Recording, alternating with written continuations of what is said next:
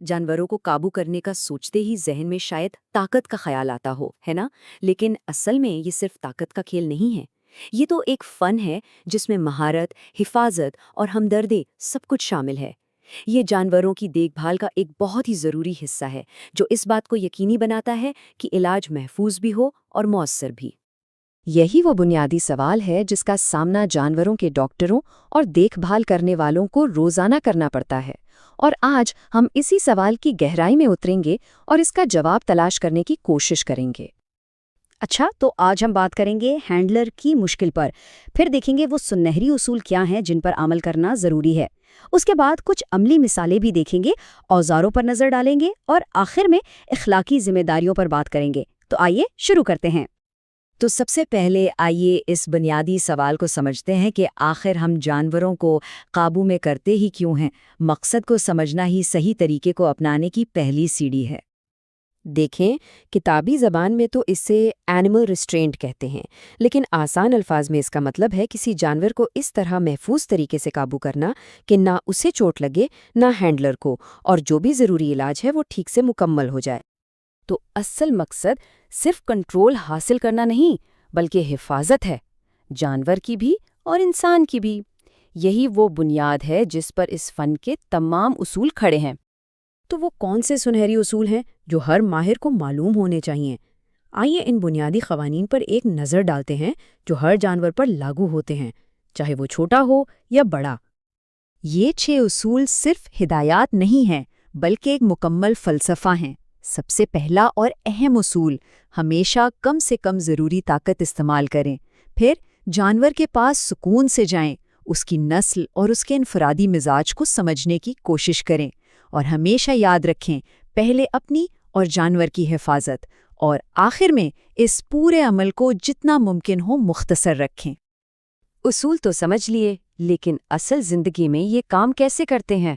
आइए कुछ दिलचस्प मिसालों से देखते हैं कि ये थियरी अमली तौर पर कैसी नज़र आती है। हमारी पहली मिसाल एक ऐसे जानवर की है जिसकी फितरत में ही भागना लिखा है, शिकार होने वाला जानवर।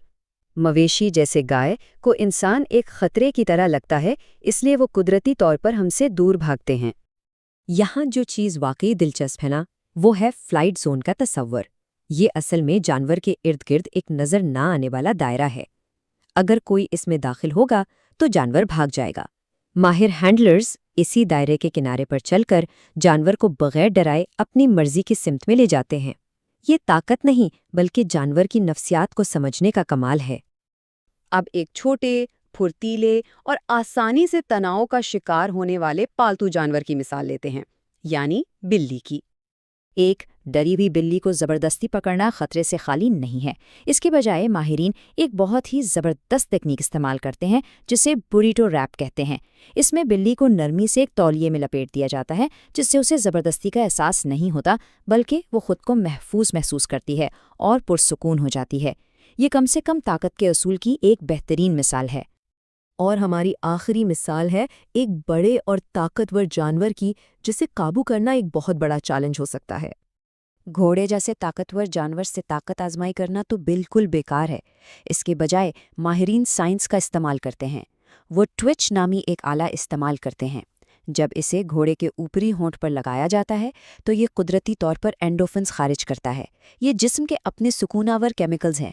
इससे घोड़ा पुरसुकून होकर कुछ देर के लिए साकित हो जाता है। ये इस बात का सबूत है कि जानवर के जिस्म को समझना जिस्मानी ताकत से कहीं ज़्यादा मुअस्सर है। अच्छा, हमने कुछ बेहतरीन तकनीकें तो देख लीं, लेकिन सवाल यह है कि उनको अमली जामा पहनाने के लिए किन औजारों का इस्तेमाल किया जाता है। यहाँ कुछ बुनियादी औजार दिखाए गए हैं। घोड़ों को काबू करने के लिए हॉल्टर, कुत्तों को काटने से रोकने के लिए मफल, बिल्लियों के लिए वही तौलिया जिसकी हमने बात की, और मवेशियों को एक जगह रखने के लिए ख़ास किस्म के रास्ते या च्यूट्स। हर औजार एक ख़ास मकसद के लिए बनाया गया है ताकि काम महफूज और इंसानियत के साथ हो। अब हम इस पूरे अमल के अखलाकी ढांचे और हिफाजत की दोहरी जिम्मेदारी पर बात करते हैं। और यहाँ हिफाजत की दोहरी जिम्मेदारी बिल्कुल वाज़े हो जाती है।